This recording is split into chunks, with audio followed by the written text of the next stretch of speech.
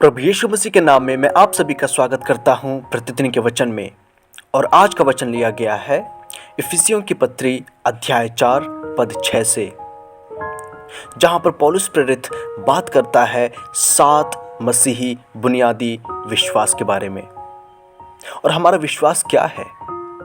जब हम पद 4 से पढ़ना शुरू करते हैं तो हम पाते हैं पौलुस लिखता है कि हम एक देह हैं, हम एक ही आत्मा, हमारी एक ही आशा और हमारा एक ही प्रभु और हमारा एक ही विश्वास है और हमारा एक ही बपतिस्मा है। और अंत में पौलुस पद 6 में कहता है और सबका एक ही परमेश्वर और पिता है, जो सबके ऊपर और सबके मध्य में और सब में है। आमीन। मेरे प्रियो, हमारा एक ही परमेश्वर और एक पिता है।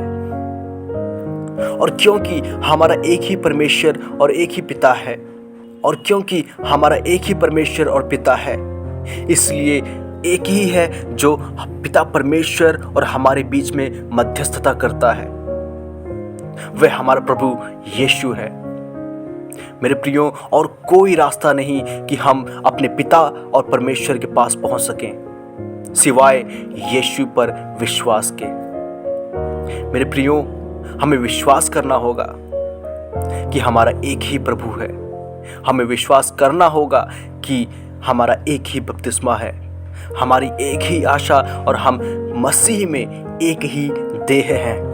मेरे प्रियो, हमें अपने भाइयों और अपने बहनों की रखवाली करना है, हमें उनकी सहायता करनी है, हमें उनसे प्रेम रखना है, क्योंकि हम मसीह में एक ही देह हैं। मलाकी भी अध्याय 2 पद 10 में कहता है, क्या हम सबों का एक ही पिता नहीं? क्या एक ही परमेश्वर ने हमको उत्पन्न नहीं किया? हम क्यों एक दूसरे से विश्वासघात करते हैं?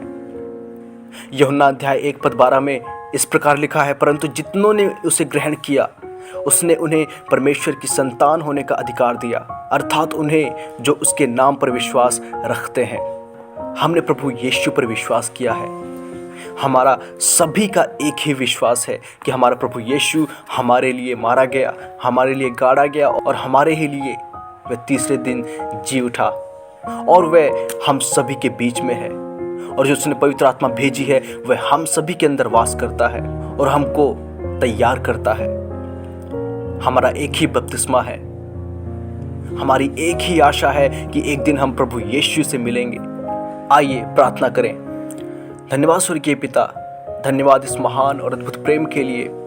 पिता, सचमुच ही आपका अनुग्रह है, आपका प्रेम है कि आपने प्रभु यीशु के द्वारा हमें अपनी संतान ठहराया। पिता, मदद कीजिए, हम जो मसीह की देह हैं, हम हर एक अंग की सेवा करने पाए, हम एक दूसरे से प्रेम रखने पाए, हम किसी को कम या किसी को ज़्यादा ना समझें।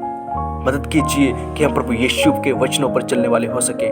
मदद कीजिए कि हम आपकी आज्ञाओं पर चलने वाले हो सके। धन्यवाद पिता। प्रार्थना प्रभु यीशु के नाम से मांगता हूँ, सुने और इसका उत्तर हाँ में दें। आमीन।